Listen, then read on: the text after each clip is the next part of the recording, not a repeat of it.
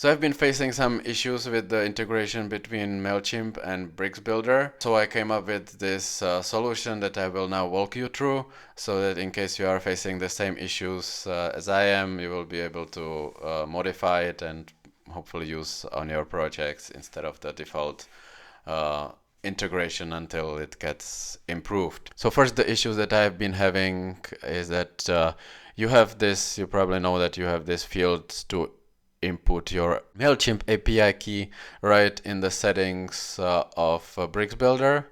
You can save it, and with that you should be able to have this custom action Mailchimp that when I add here, you have some additional settings in the form widget.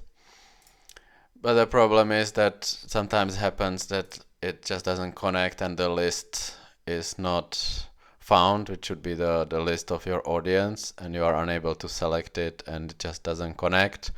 Sometimes it helps to resave the settings multiple times, but it just didn't help on this particular project. The other issue on some other project was that it would connect, but submission, in case the user submitted the same email over and over, it would give an error. And the application or the use case was that there was a gated content that people might need to access multiple times, but if they already used their email, it just wouldn't let them through.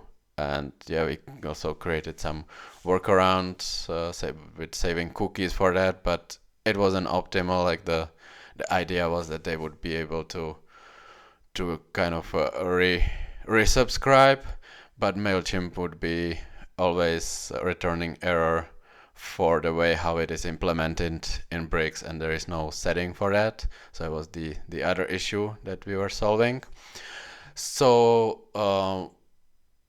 after some research, I pieced together this code that you will be able to download from the link in the description from GitHub.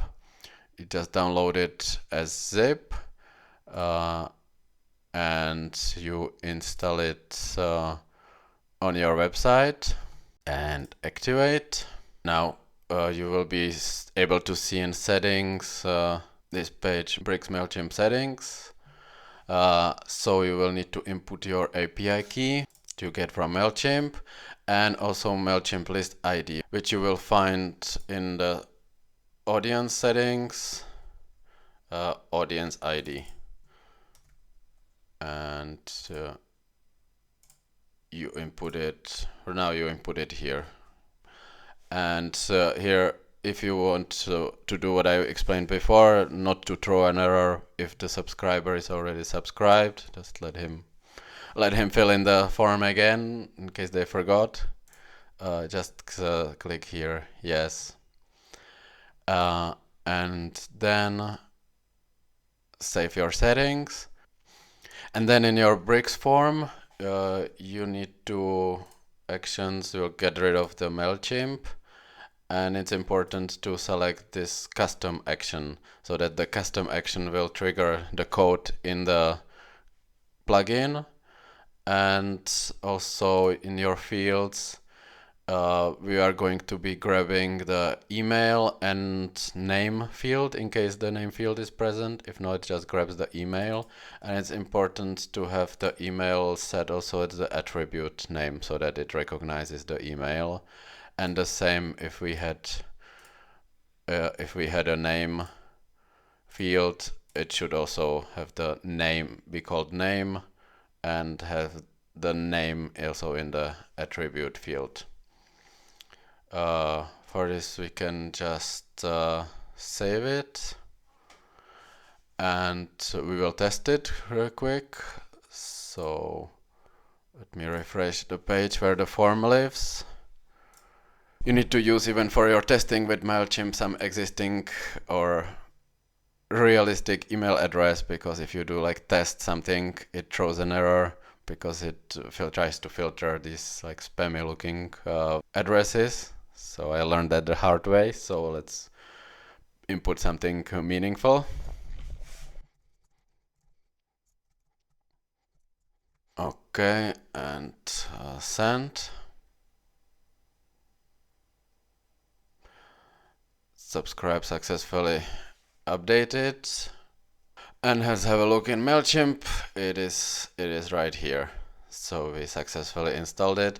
And now let me walk you through the plugin code so that you understand a little bit better what is happening, and believe me, you will be able to modify it quite easily to your needs. So there are 3 files. This is the main file of the plugin. What it does is pretty much just calls the main action or main function that lives in the Mailchimp handler file. The idea for this plugin was that instead of using the custom action, we would create like our custom action that would be called like this plugin, so it would be more clear and more versatile to use it. But for some reason this code currently is not working. Somebody knows how to make it work, or is the issue with this code? Let me know. For now it hooks to that custom action that is already predefined in Bricks only.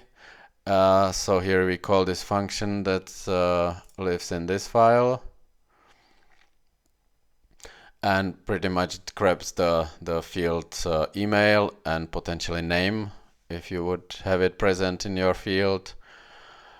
There is some error handling so that if there is some problem, you will be able to see it in your error log, and it validates the API and sends it to Mailchimp using the API key that we inputted in the settings.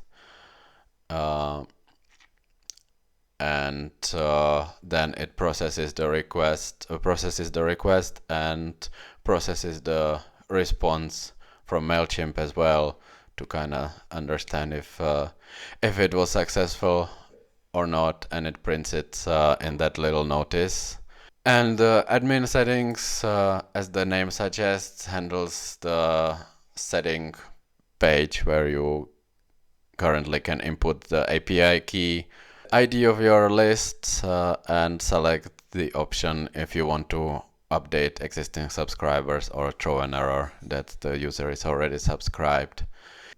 So yeah, you will be able to download this code, this plugin, in the link in the description. I will also link few sources that I used to piece this one together. And if you have any additional questions, reach out to me in the comment sections. And with that, happy website building.